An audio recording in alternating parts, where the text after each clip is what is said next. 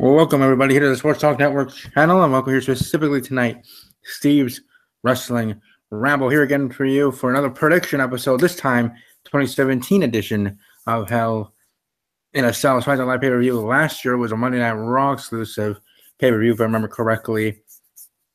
I don't even know if it was in the same month of October. I assume so, but either way, this year, 2017 Hell in a Cell being a SmackDown Live event coming to you on Sunday night on the WWE Network, $9.99.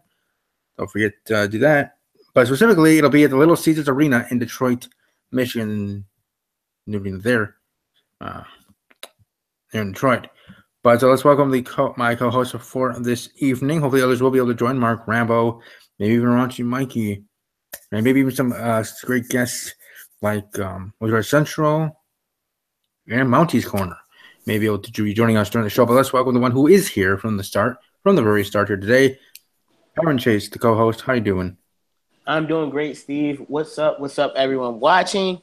I might be in and out while not leaving the chat, mind you, but I'll be getting up from time to time to do some things around the house. So if I ever turn my camera on and walk away, you'll know why.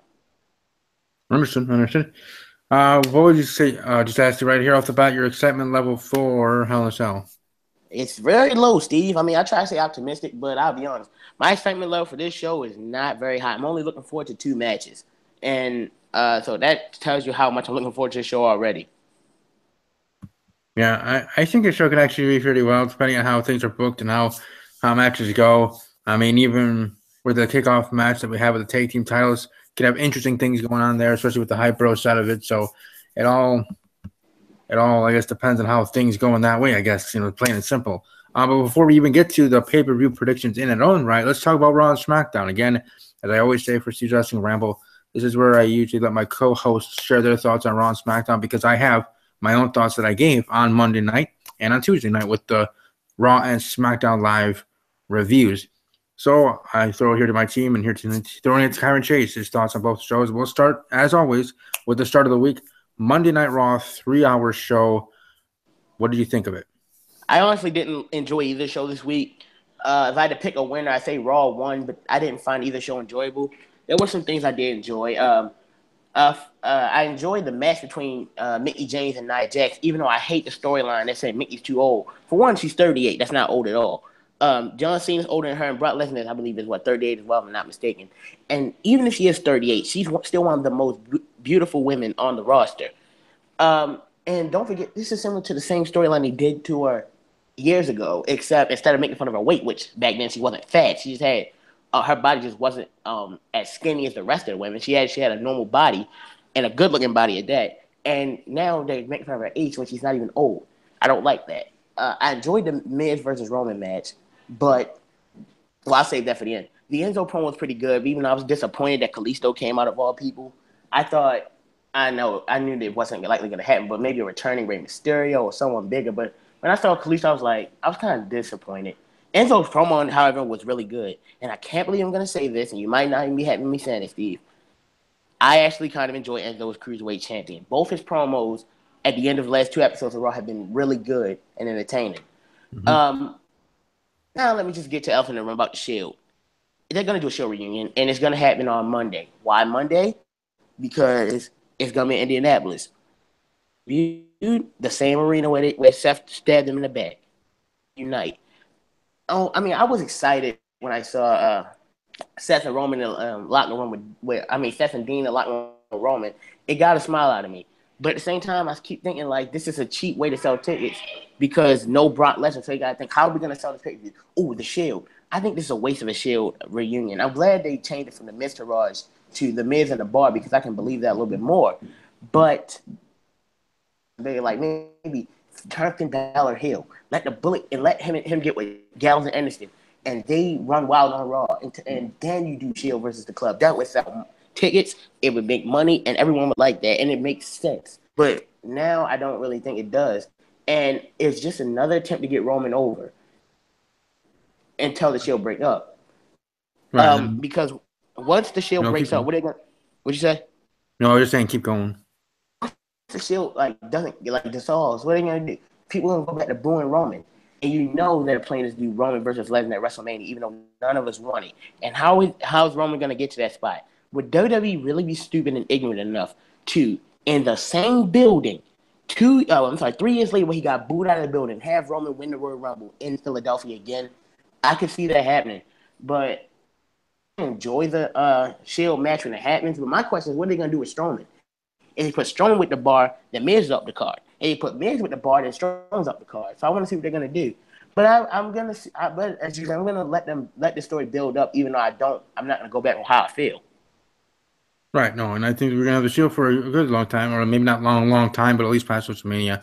They're gonna have the Shield together, so Roman can get the cheers heading into WrestleMania, have the quote unquote crowd leave happy with Roman Reigns defeating Brock Lesnar at WrestleMania, and the reason of that being because he's now associated with the Shield again, and that equally that most fans will be happy and be blinded to whatever else and their issues they were having with him in singles run all goes away and bye-bye, at least for some of them, not all, but some. For the fact that he's back with the Shield, that the Shield are back together. And I agree with you, it probably will be happening on Sunday in Indianapolis, Indiana. But I kind of was hoping that it would hold off all the way to the pay-per-view pay-per-view, because I think it just would make sense to have it there. But if it's going to happen on Monday, fine Monday, then it builds up to something to the pay-per-view in its own right. So TLC, so fine by me, I guess, in that way. Enzo Amore, I don't know. I guess I have to see how things go with the Cruiserweight title reign. He did entertain me, I guess, a little bit with how he was taking digs at all the Cruiserweights, member of the Cruiserweight division there on Raw and the main event segment. And then Kalisto comes, so I was kind of happy to see Kalisto back and actually going to be getting a title match now because of how everything went in terms with the Cruiserweight division putting their hands on Enzo Amore the previous week, and now giving up their chance to get a title chance and an opportunity against Enzo Amore, part of 2-5, part of the Cruiserweight division. So now having Kalisto being the one giving into the beating on behalf of the entire Cruiserweight division, certainly see maybe even the rest of the Cruiserweights even getting involved in that match at TLC and having Kalisto win the title, like making sure it happens for sure. To remember Enzo. So maybe that's how that'll go when we get to that point. Or when we get to TLC in a couple of weeks, only 2 weeks away, as now we're in October, another month with 2 pay-per-views with the brand extension as it is and has we've been used to for a year. So I'll go, or wow, now. Going to my Twitter, again, people can follow me on Twitter at WB_podcast. My Raw Insta poll, what did you guys think of tonight's Raw? Hashtag The Shield. 27% said great. 36% said good. 9% said okay. And 28% said terrible. So the winner is 36% good. So that's how people voted for Monday Night Raw. Now moving on to SmackDown Live, the go-home show to WWE Hell in a Cell, the very pay-per-view we are going to be predicting here tonight. And hopefully, like I said, others will be able to join us. And what did you think of the go-home show of SmackDown Live, the ups and downs of the 2-hour show? I'll be honest, Steve, I actually completely forget most of what happened on SmackDown. The show's just been going by the numbers for most of the time to the point where it feels like the same show over and over again. I did enjoy the Usos and New Day segment because, and ironically, the 2 things I really enjoyed are equal to the 2 matches I'm looking forward to. I enjoyed the Usos and New Day segment. Both teams cut a good promo, and besides the New Day underwear joke, which was stupid, and why would anyone want to wear that? Both teams seem more serious than usual, and the Shane and KO stuff wasn't as great as it could have been, but it was still good. I enjoyed some of the stuff, but after a while, too long, and why they go up the stairs and then back into the ring. I would have just kept it in the arena. But those were really the only 2 segments I really liked from SmackDown. I thought the Jinder Mahal and Shinsuke Nakamura stuff was not very good, and I've been saying a lot lately because that's how I feel. And that translates to the fact that the WWE title match is literally something no one really cares about. The stuff with AJ, Corbin, and Dillinger is kind of dumb. I can't believe they're really wasting AJ. And the fact that this match should be a triple threat match.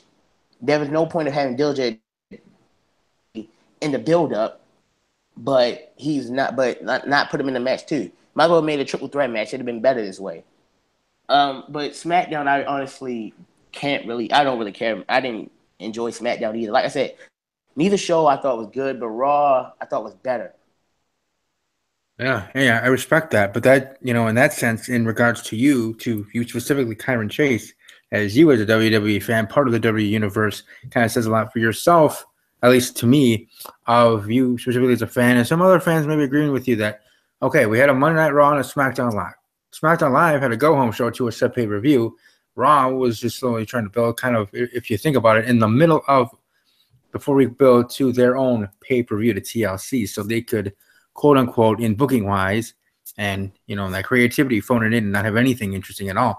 And automatically then SmackDown Live would win right in the battle. But to you, and again, like I said, I respect your opinion and I kind of agree in a way, even though I would say there were some more segments of SmackDown Live than I liked on Raw, and I would say SmackDown Live won this week for me personally. But for you, and this bringing it up, specifically to you and for you, it's saying a lot because SmackDown Live was a go-home show and Raw wasn't, and Raw could have phoned things in booking-wise, but they actually had some good segments, and to some, like Cameron and others, did enjoy it and said that, or are saying, whether it was by slim chin or by a wide margin, that Raw was better than SmackDown Live, which is fine. But I think it says a lot with that being the case, with one show being a go home to a pay-per-view, or not a pay-per-view being Hell in the Cell, the type of match, the namesake of that match being having its historic value all the way from the very start of Hell in the Cell, with the Undertaker facing Shawn Michaels back in the day, be the very first, I believe, the very first Hell in the Cell. I know the most iconic one being Undertaker Mankind, but I think the very first one originally was Undertaker and Shawn Michaels, because that's when Kane debuted, which was 20 years ago, anniversary of Kane's debut in WWE. So having a Hell in a Cell pay-per-view, even though, yes, with pay-per-views now with gimmick match namesakes like TLC coming up for Monday Night Raw on the Raw brand, that it's diluting those matches and the fact that now we're in the PG era and that you can't have as much blood or big spots and big moments as we did it in the Attitude Era, even Ruthless Aggression era, because it's just a different era.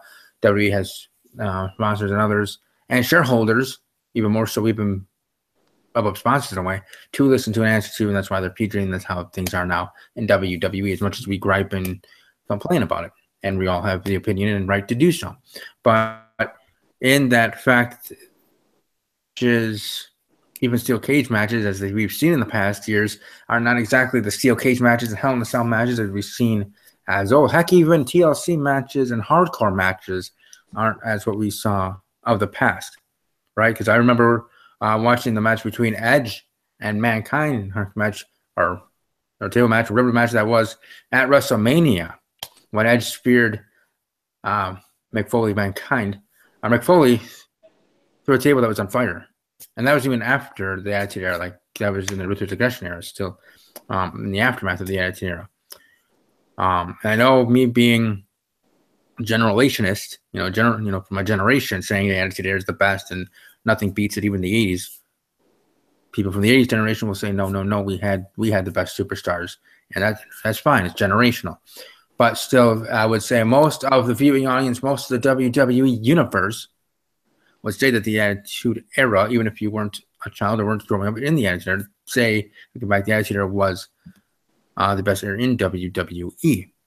And with that fact, bringing it full circle here, now heading to the 2017 Hell in a Cell pay-per-view event, and with SmackDown Live not giving a great showing and going into their go-home show, and Cameron James and others saying Raw was better, actually just bring up an interesting point in that fact of, if you have a go-home show with the Raw SmackDown Live, you should beat the other show in that week, because the other show is in their midpoint, quote-unquote, to their pay-per-view, their 4-week build. So just wanted to bring that up. And also to bring up, again, on my Twitter, my SmackDown Live Insta poll, people, what you thought of the go-home show, Hell in a Cell.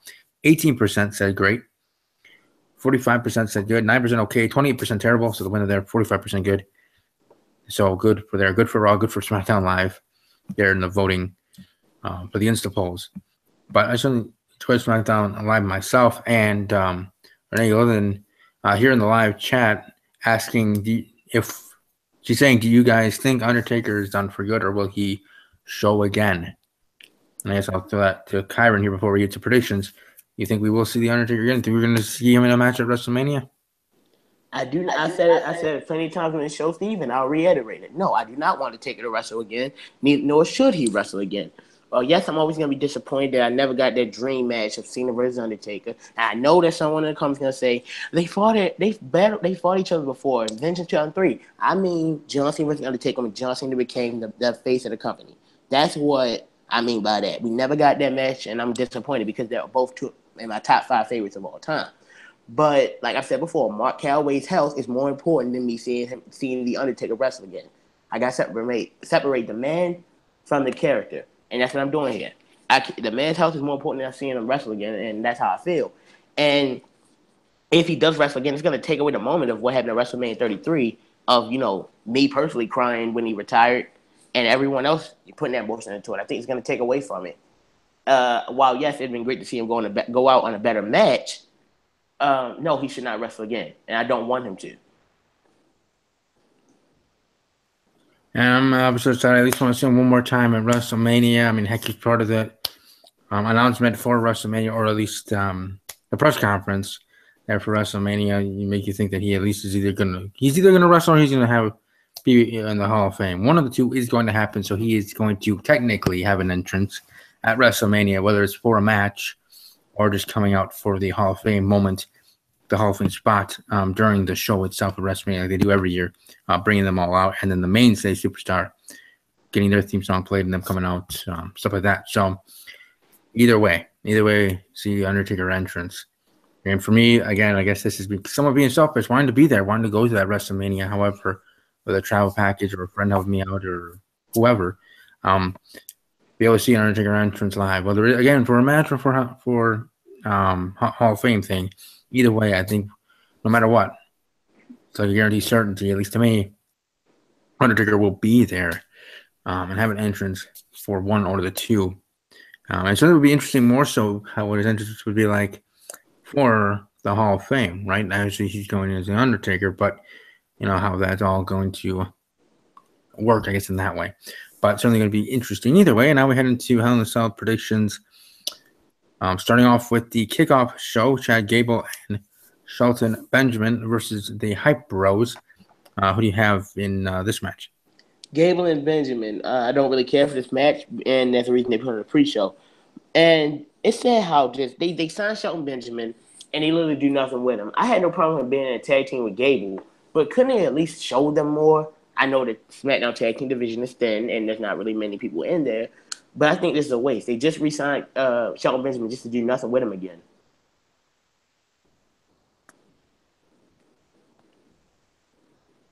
But like I said, I'm picking Benjamin and Gable. Yeah, I'm going with the same thing, Benjamin and Gable. I see the Hype Bros actually imploding, and actually maybe even seeing a heel turn by Zack Ryder happening, and the end of the Hype Bros. Might as well break them out of the tag team, and might as well do it as soon as possible. So having that happen, I think. Probably being a likelihood of that going down during the pay-per-view itself. Before we go into the next one, being back in the live chat, Lapis Gamer saying, honestly, most of these matches are must-wins for Corbin, Owens, and Nakamura, but knowing WWE creative, only Owens has a sure victory, and Corbin, if the Clover Shield rumors are true, another rumor, don't expect a cash-in. All right. Anyway, moving on. Next match to predict: Keith Orton, Randy Orton. I'm a fan favorite of many, specifically, and Bronson Mikey as well. But Randy Orton facing Rusev. Who do you have in this one? This is one of those matches where want and think are two different things. I want Rusev to win because he and Aiden English have been the only good things about this feud, especially the Rusev Day segment, which was pretty funny. But Orton's going to win because, like I said before, they don't like Rusev. So they're going to have Orton win. And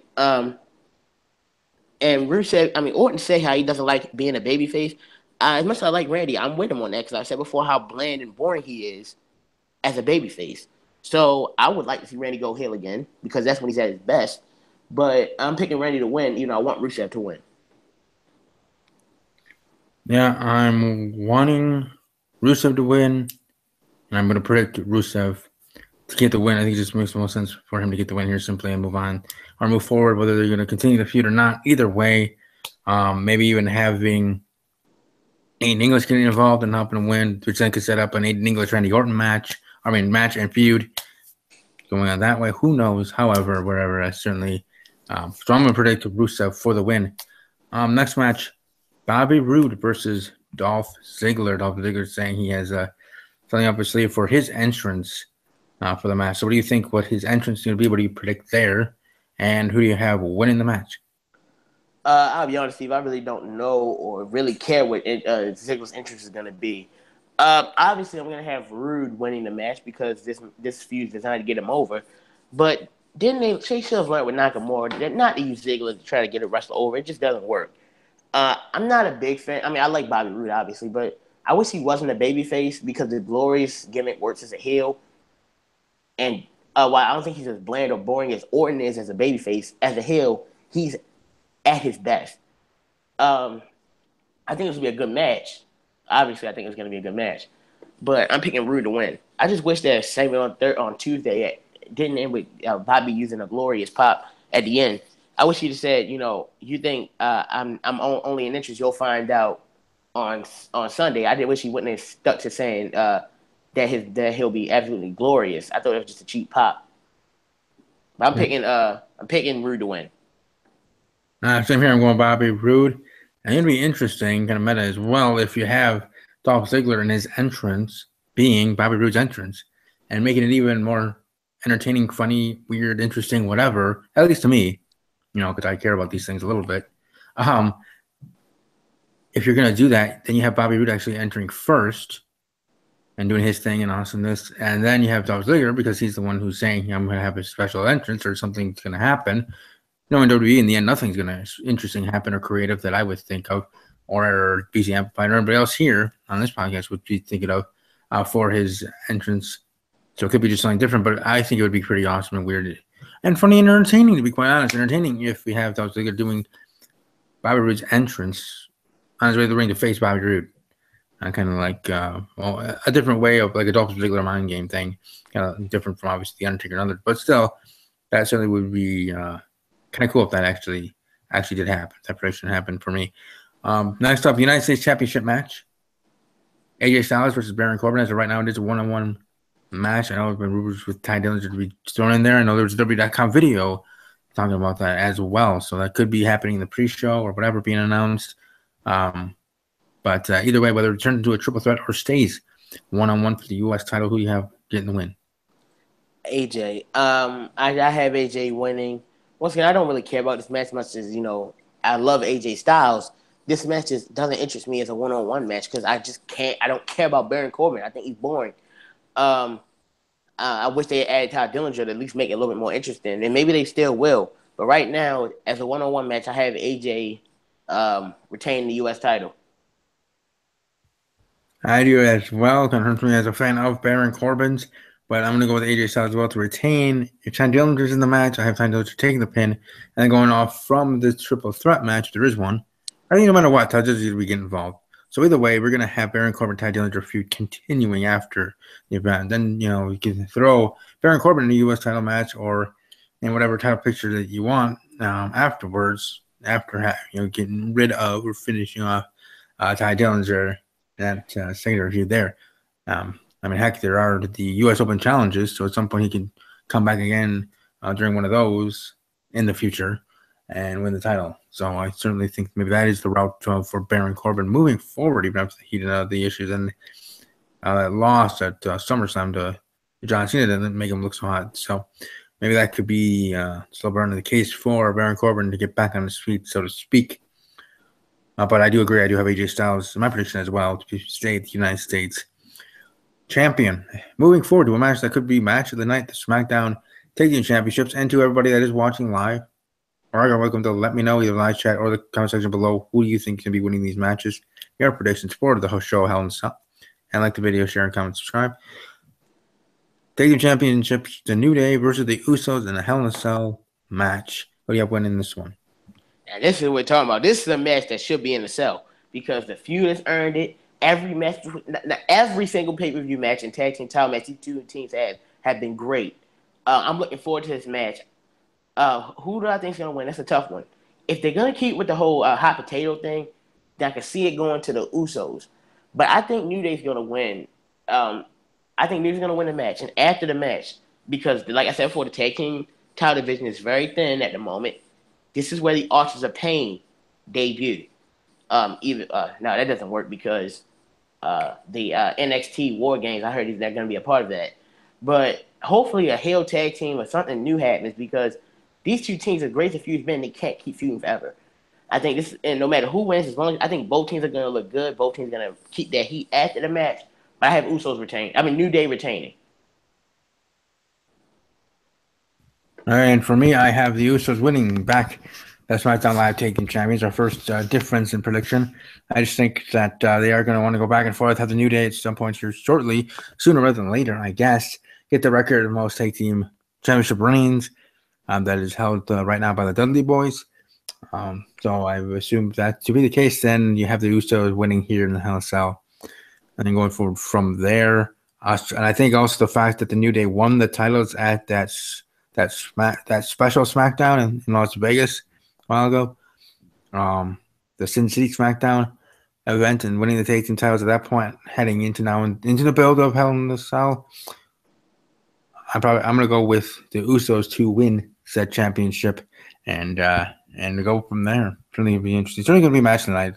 I definitely already think that to be the case. Moving right along, let's head over to the women's side. SmackDown Women's Championship match. Natalya versus Charlotte Flair. Two-part question here. First, who do you have winning the match? And second, do you see Miss Money in the Bank Carmella cashing in? This is very complicated because I want and think Charlotte is going to win this match. But I think this is the worst way. Should Charlotte be contending for the title? Absolutely. She's the best women's wrestler on SmackDown. Even though, my heart still is for Becky Lynch. But if I'm being honest, Charlotte's the best female wrestler on SmackDown, so she should have been in a title hunt. But I think it's kind of wrong to give her the title just because, for sympathy because of what happened to Ric Flair. Well, yes, it's a terrible thing happened to Ric, and thank God he's okay. I think, just saying, well, her father had a near-death experience, so let's give her the title, I think it's kind of cheap. I do think this will be a really good match because most of the time these two deliver. Who am I kidding? They only delivered really one time. That was in the NXT for the NXT Women's Championship, which was amazing. I don't think Carmella's cashing in, but I did see this, and I saw this on Twitter. I don't know if you saw it, but Charlotte and Natalya will make history on Sunday. They'll become the first two women to compete for 4 different titles: Divas title, NXT Women's title, Raw Women's title, and now SmackDown Women's title. I think it's gonna be a good match. I'm picking Charlotte to take the SmackDown Women's Championship, and I do not think Carmella's going to cash in because it'd be too obvious. I think they should save her cash in for something that wouldn't be obvious. Exactly, I agree with you 100%. And I think I even said this in my SmackDown Live review that the one place that would be the least obvious, and at the moment I said, well, kind of crazy to say that, but the most interesting and unknowing place for her to cash in would be at Survivor Series. So I say the Speaker Boys didn't have her cash in there because I think that would be out of all the pay-per-views, all the SmackDown shows between now and WrestleMania. That one should be the one that isn't the most obvious, or that isn't even, or is the least obvious of them all. To be a point of contention for Carmella to cash in, Carmella to win the SmackDown Live Women's Championship. So I say no cash in, and I see Natalya holding on, keeping her SmackDown Women's Championship, SmackDown Live Women's Championship. We're sure moving on from there, and let's move on here in predictions to the WWE Championship match. Jinder Mahal versus Shinsuke Nakamura, simply one-on-one. Who do you have winning here? First of all, let me say I'm glad this match is not inside the cell because one, it doesn't deserve it. The two feuds that are inside the cell more than deserve it with the heat and how personal one is and how great the other have been. This feud has been atrocious. For a lot of different reasons. For one, the match they had at SummerSlam was terrible. The promos Jinder's cut had been terrible. I didn't like Nakamura's promo on Tuesday, even though they only gave him 2 lines, but still terrible. There hasn't been a single good thing about this feud. So I'm glad this feud is inside the cell because they deserve it. Plus 3 cell matches in one night, it just makes the stipulation seem less and less threatening. I'm picking Jinder to retain. I don't want him to. I want Shinsuke to get the title. But one, It just doesn't feel like the right moment for Shinsuke to take the title. Not at a pay-per-view like this. Two, they're gonna have Jinder on the India tour. And while I know it's a Raw tour, Triple H has already tweeted that Jinder will be there, and he said WWE champion. So I'm pretty sure they're gonna keep the title on him during that tour. I want him to get the title off Jinder, but if I'm being realistic, if they want to do the tour, he's gonna keep it at least past the tour, maybe till Survivor Series. And Steve, I know you tweeted about it. I hope he isn't champion until WrestleMania. All right. Well, I guess for that saying, I know you exactly know where I'm going. Jinder Mahal retaining the championship. Monday Maharaja being WWE champion. He certainly has improved since he got the championship, and hopefully he can hold it to WrestleMania, drop it there, and then go from there. I think the third reason for him to retain on Sunday, besides the two that you already brought up, as well, but the third one being the fact that this match is not the main event, and it will not be. The Hell in a Cell Shane McMahon Kevin Owens match will be the main event. So with that fact as well being the third reason for Jinder Mahal to retain the WWE World Championship. So I'm going there going to agree with you, Jinder Mahal retain the WWE Championship, moving on from there, defeating Shinsuke Nakamura. So let's head on to the main event: Shane McMahon versus Kevin Owens.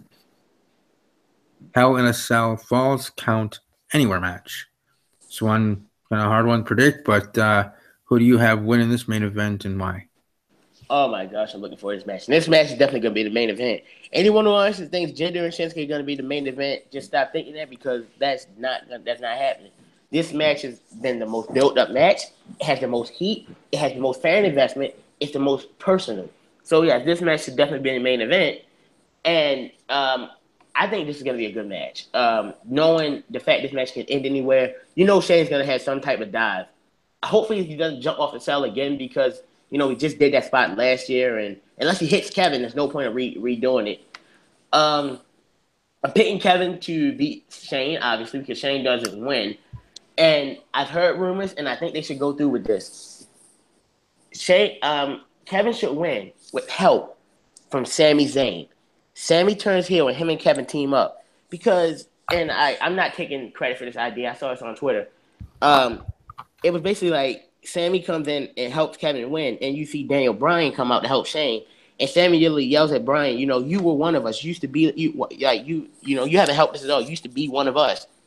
And I feel like that's how this pay-per-view is gonna close with Kevin and Sami, who used to be best friends, turned to better enemies, who hated each other, who did terrible things to each other, now on the same page, turned heel. Both as a heel tag team. I think Kevin's gonna win with help from Sami Zayn. Nice. Hey, I like that. I like that booking idea. Won't be surprised or upset if that did happen, but I'm gonna actually go a different route. From everything that I saw from the Go Home Show SmackDown Live, specifically, of course, the interaction between Shane McMahon and Kevin Owens in the main event segment, I'm actually gonna predict Shane McMahon to win this match and defeat Kevin Owens.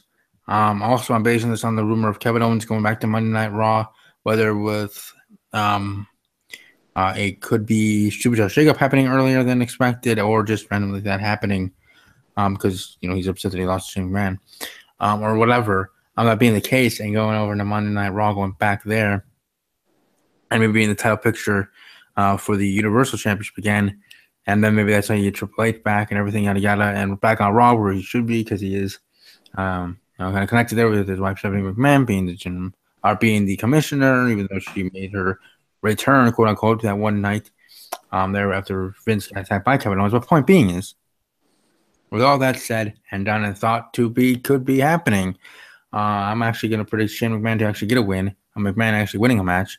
I know that hasn't happened since the Attitude Era, but either way, I have Shane McMahon defeating Kevin Owens in the main event there. I think the fact that it's a falls count anywhere, I think that being the key, even more so than Hell in the Cell match itself.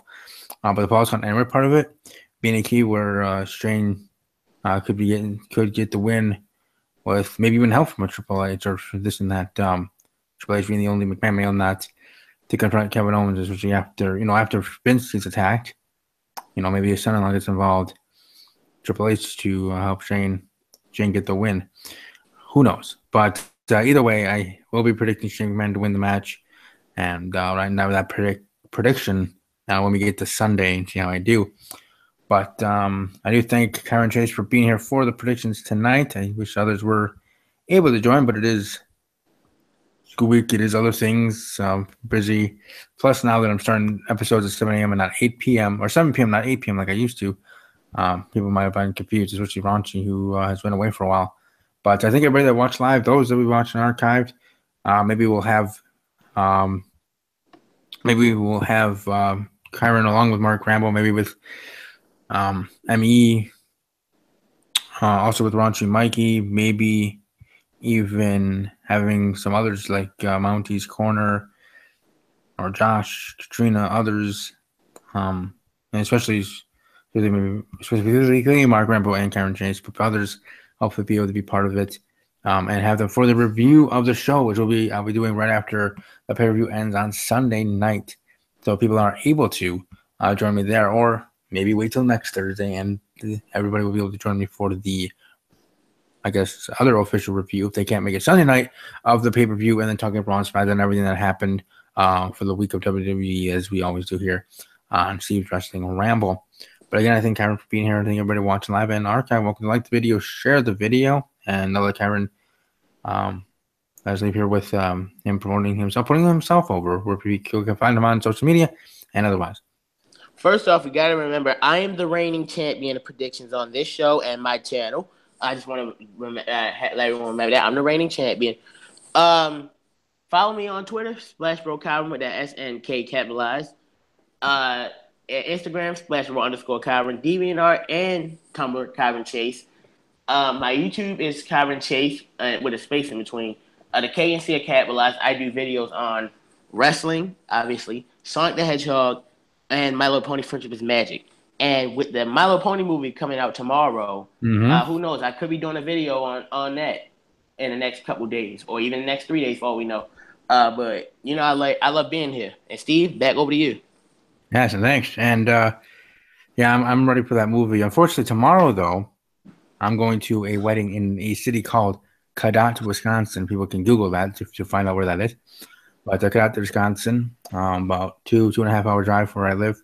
Going to my cousin's wedding, so that's gonna be fun. But I'll be gone all day. Won't be coming back till around midnight, anyways. I probably might go to the movie on Tuesday, because here locally at one of our local Marcus theaters here, they have $5 movie thing for Tuesdays, free small popcorn and a drink and stuff like that they have with their promotion for Tuesdays, $5 movie days. So that's usually when I go anyways, because I'm a cheap jabroni. I don't know. I'm a cheap brony. I'm a cheap jabroni. I'm a cheap brony. In that way, where I did a wrestling and My Little Pony pun there. But that's just how I do, and I like to watch movies like that, like I did for Beauty and the Beast, that I will be doing for Justice League, and other movies moving forward.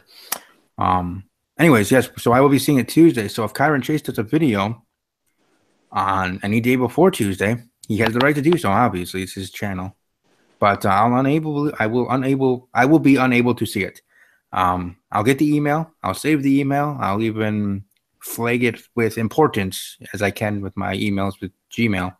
But I won't be able to actually view it until after Tuesday, and then I might even do a video on my own on Wednesday or Tuesday evening or Tuesday afternoon, whenever I do go see the movie, on my own channel. Because I didn't know what day Kyron was going to watch it. I was kind of hoping to do a video with him. But it looks like because it makes sense. Us bronies, or he wants to see it as soon as possible, and so do I. But I got a busy weekend going on with the wedding and other things in the weekend. NFL games, college games, other stuff that I care about too. So again, I'll wait till my $5 movie Tuesday stuff and go on Tuesday and see it, and maybe there'll be less people and I can actually enjoy it more. Not saying I hate crowds. As the introvert as I am, I try to go to more things that are with crowds, to try to socialize myself a little better, because I am like a Fluttershy in that way. But anyways, I'll be doing that, and then might be doing my own video here, My Little Pony. Also, I wanted to make an announcement here on this channel that I might be starting a second channel. Yes, you did hear that correctly. Sports Talk Network will be staying here, but I am considering strongly, after talking to a couple other YouTubers, actually reactors, Kyron, that react to My Little Pony Friendship is Magic. conversing on Twitter, sliding in the DMs and talking to people that some of them gave me the advice to do a secondary channel because it makes more sense to do that than trying to have My Little Pony videos on a Sports Talk Network channel. But either way, I don't know. I'm thinking about it, strongly considering it, and I thank them for speaking with me after I reached out to them and giving me advice in general and other things. So I appreciate that. You know who you are. And like I said, I might be doing a second channel. If I do, it'll be called Animated Awesomeness. I know that sounds weird or random, but that's just how I want to name it. Animated Awesomeness. Talking about all animated TV shows. I know I also was watching Collider. I don't know if you ever heard of that, Kyron Chase. Collider on YouTube.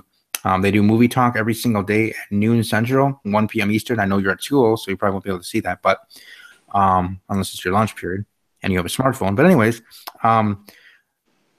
they have that every week. And actually today on the show, they were talking about My Little Pony, the movie, as one of the other, as the movie's coming out the upcoming weekend. And some had some good things, some had other things to say about it. But welcome to check out that channel and hear their thoughts on it heading into the movie premiere tomorrow night. And also from hearing about that and talking with two other people, like I said, Animated Awesomeness, I'm going to be talking about.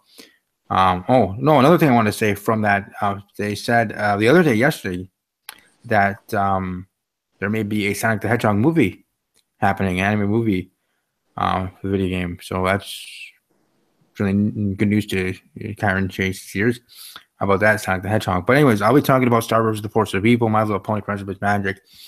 Maybe even start talking about Steven Universe. I mean, a show that has my name in it. Come on now. And maybe some other animated shows that Kyron knows of or others know of that I should start getting into that I might never ever heard of.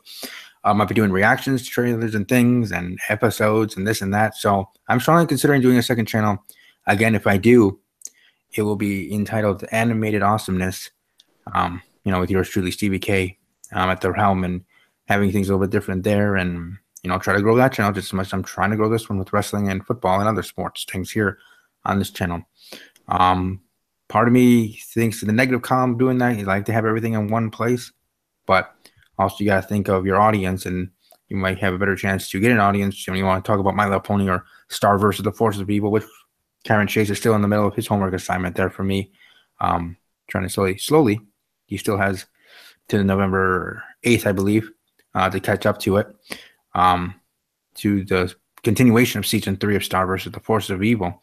But talking about those shows that it might behoove me to have a second channel to get the audience in, to try to grow a viewership and have a better chance to get other reactors and other people to be in the videos on said subjects.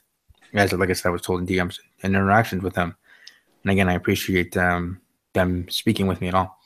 But beyond that, little announcement and other things, because I was thinking of that when he brought up about the movie.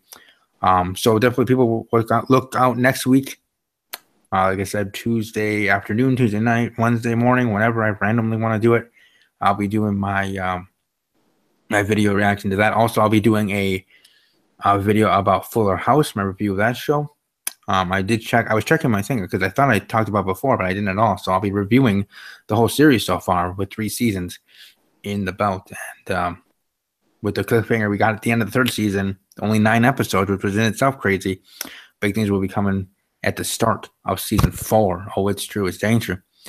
But beyond that, here for wrestling, I think everybody watching live, archived, and all that other stuff. Enjoy the rest of your evening. Enjoy your weekend for sure. Whatever you're doing, stay safe, have fun. And above all else, as always, take care. Peace out.